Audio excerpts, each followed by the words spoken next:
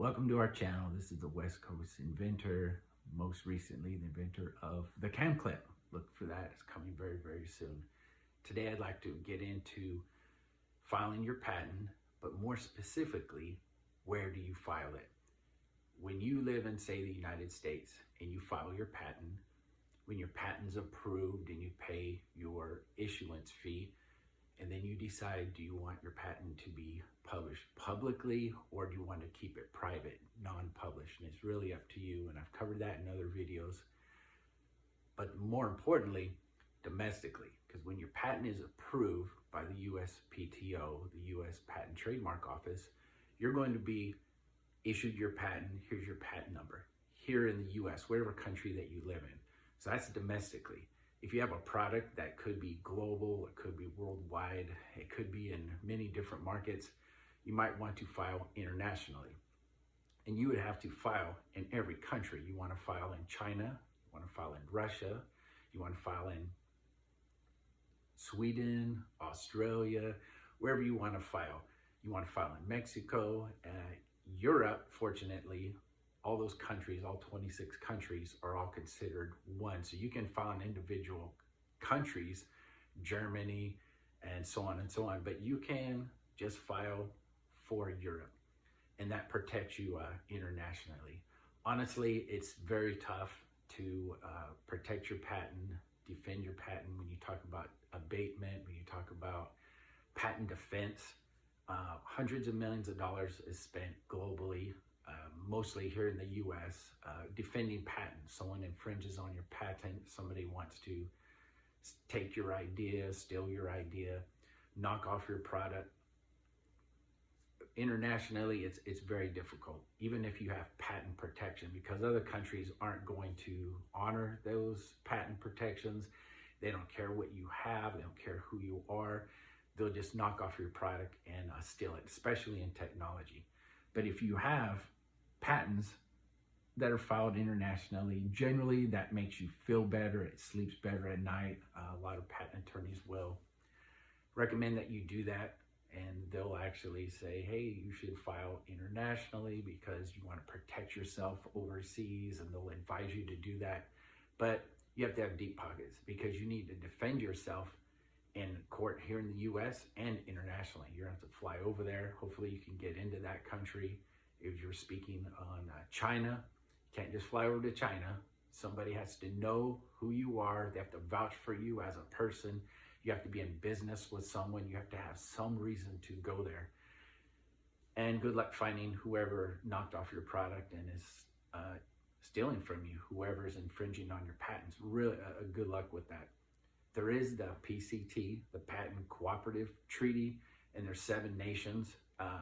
We're involved with that, as well as China.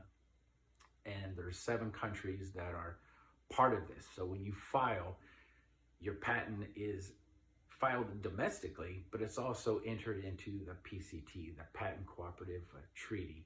And those countries are supposed to honor that because they're part of this treaty. They're a part of the process and honoring inventors and innovators and people who come up with ideas and develop IP and technology. But for China to be part of that is really a joke, because they're just going to, take whatever they want from you, and they know that you can't go over there. You have no recourse, you have no legal action, and you can't just fly over there and look for them and serve them papers and sue them like you do here in the US. So when you file, you can file in other countries if you're planning to do business there, if you want to market your product.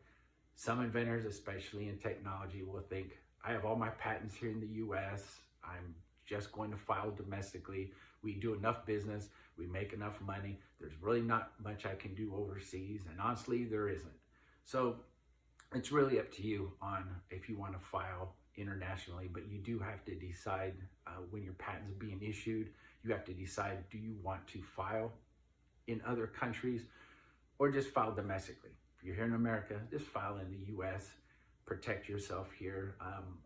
I will say that if you have a special look to your product, let's just say you're inventing something that's inside of, say, a phone or inside of, say, a DVD player. There's really no name for what you invented. It's hardware, it's a piece of technology, it's most certainly IP, it's intellectual properties. You have something like that, but it's not a standalone product that someone's gonna buy individually or wear or even know what it's called, except for manufacturers, those who you license or sell your patents to. They're going to use it and they're going to pay you a licensing fee or one time if they just buy your patents, but you don't really have a name for it. But if you have something like the cam clip that has its own unique look, its own individual functionalities, it has its own appearance, it has its own feel, its own vibe, it's a standalone, it's a one-off from the cell phone industry, from the actual cell phone device itself. So in that case, you would file design patents because you want to protect the look of what you have, not just the functionality, the IP, the software, the hardware. So you want to have your non-provisional patent applications. You want to have patents issued to you by the USPTO, the U.S. Patent Trademark Office. You definitely want that, but you want to protect what it looks like. Again, if it's something that's inside of a car under the hood, something that's inside of a phone, no one really sees it, no one really knows what it is, don't worry about design patents as much. But if it's a standalone product that's on a shelf, that's on eBay, that's on Amazon, that's on any type of social media platform, you want it to have its own look, its own general feel, and you want it to be yours and yours only. File your design patents to protect what it looks like, what it appears to be, so if someone sees across the room or on the table in front of them, they know exactly what that is, just because of the look. And in my past videos, I discussed that with cars. You can walk a car lot and you can pick out every car and you can tell, oh, that's BMW, that's Mercedes, that's Chevy, that's Ford, by the general design and shape of the vehicle, without looking at the hood ornaments or numbers and letters on the back of the vehicle. You just know that's that vehicle. If you put 5 cell phones down on a table, you can tell which phone is which by the look.